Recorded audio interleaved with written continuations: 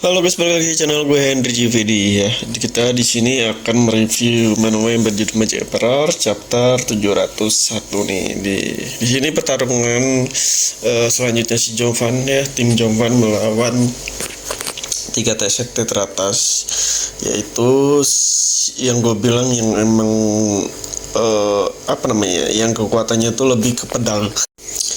Yang kemarin nih sebelumnya dia selalu memperhatikan Jovan ya, dia juga cerdas juga, pintar juga dalam menganalisa ya. Di sini dia lawan Jovan dengan kekuatan pedang guys. Nah tapi di sini Jovan pun udah mikirin taktik ya, kayak pintar banget gitu kan dia ada luka tuh di lengannya atau di tangannya. Jadi bagaimana caranya biar nggak ketahuan, dia akhirnya sengaja menerima luka dari pedangnya si kita sebut baju hitam ya.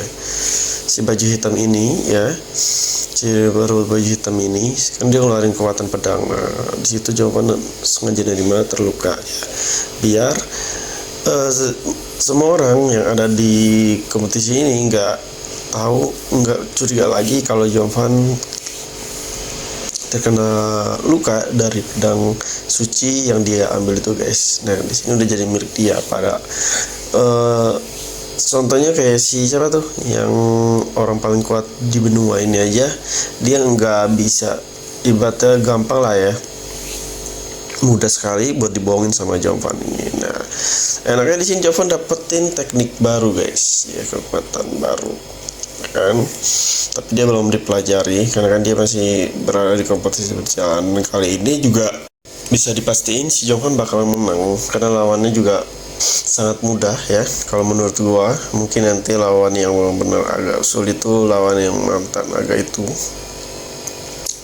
Nah setelah ini kayaknya bakal ngelawan rambut merah nih ya. Nah rambut merah ini waktu pertarungan di gua itu pas penculikan ya, si rambut merah ini juga kan karena meremehkan lawannya makanya kalah, padahal kekuatannya dia tuh luar biasa juga. Bakalan jadi lawannya si Jovan ke depannya nih. Nah apakah langsung lawan Jovan atau si rambut merah ini bakalan ngelawan si siapa tuh dari sekte pacara Jovan tuh. Nah itu kan belum tuh, gue juga nggak tahu sih apakah yang dari pacar Jovan ini udah nggak bisa ikutin kompetisi karena kalah. Nggak diceritain ya, nggak diceritain, sedikit doang sih diceritain tentang dia ngelawan ini itu ya kan, ada yang menang ada yang kalah, tapi kita nggak tahu apakah dia masih bisa babak berikutnya. Nah sedangkan si Jovan ini kan emang udah hebat ya, udah hebat artinya tuh ya udah masuk di sebenarnya udah termasuk, dia itu udah sekte terbesar karena dia udah menang terus. Nah cuman kan lawannya ini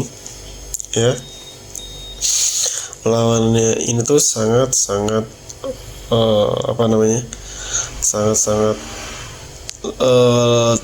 agak sedikit kuat untuk bagi ceweknya Lufeng. Nah sedangkan Lufeng ceweknya si Jovan, sedangkan untuk si Jovan sendiri mah biasa aja guys. Cuman untuk teman-temannya itu yang nggak bisa ngelawan. Nah teman-temannya aja yang lain sampai nggak bertukutik ya, di bawah mereka, di bawah nih, di si temennya kekuatannya di bawah mereka nih ya. Dia padahal sendiri loh majunya si baju hitam ini ya kan, dan semuanya langsung kalah KO sama si baju hitam ini. Makanya Jovan turun tangan. Nah, di sini kan Jovan dengan sendiri nih. Kayaknya setelah selesai Jovan buat ngalahin si baju hitam ini ya, nanti dia bakalan ngebantai si teman-temannya yang lain, teman-temannya si baju hitam ini guys. Kan masih banyak tuh yang masih hidup ya kan, yang akan dibunuh juga sih. Karena ini kan dia kan nggak nggak ngebuat onar, nggak ngebikin si Jovan juga kesulitan juga ya, nggak terlalu jauh. Jadi menurut gue paling dibikin dieliminasi atau dipingsanin aja sama si Jovan ya kan. Nah untuk kekuatannya sendiri untuk si baju hitam ini, dia itu lebih ke pedang yang tadi sebelumnya gue lihat ya. Nah pedangnya ini ngebuat aura, kayaknya mungkin lebih, kalau pedang suci di tangan dia ini itu bisa ngeluarin kekuatan yang agak hebat ya, karena dia cocok banget ya kan. Ternyata dia itu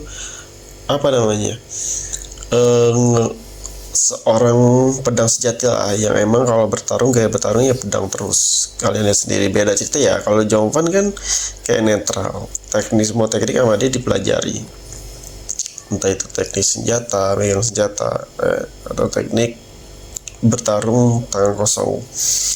Nah, jadi tangannya ini pun sekarang udah ngeluarin kekuatan ya, meskipun ditusuk sama si lawan itu yang baju hitam.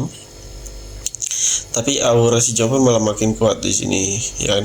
Dia bisa, tadinya si Jovan tuh nahan guys, nahan kekuatannya. Kenapa sih dia nahan kekuatannya? Nah, tak ketahuan lengan dia tuh terluka. Tapi setelah tangannya dia sengaja menerima pedang, itu sepedang,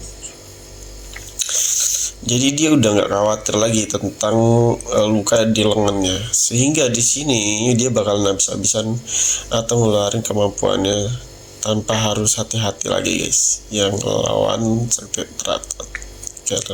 Kelihatan kan di chapter sebelumnya dia lari-lari kayak senang, nggak ada batasan lagi untuk membelenggu dia ya.